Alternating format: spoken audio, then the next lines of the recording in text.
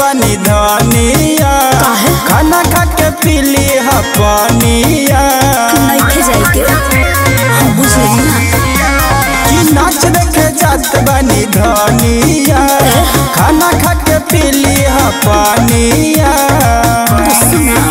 अरे बात से जो खम देता रखे हो बीमार का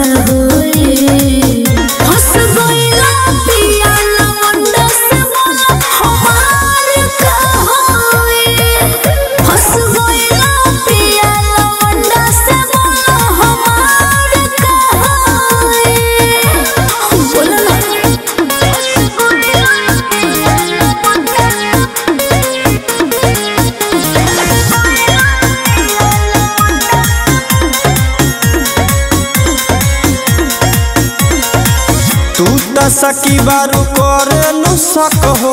कहे न सक करे पूरा बहक हो तो कहे न तू तो सकी बारू करे नु सक हो कहे न सक करे पूरा बहक हो पूरा रात अपन मन है बीतई बता प्यार का होए हंस गइला पिया लवंडा से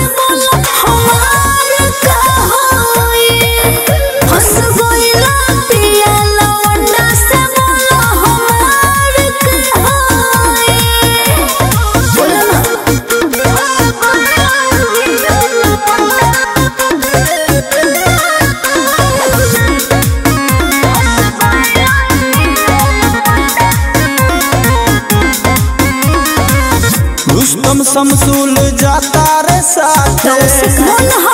के कलंक ले माथे रुस्तम शमसूल जाता रे साथ मन हरा के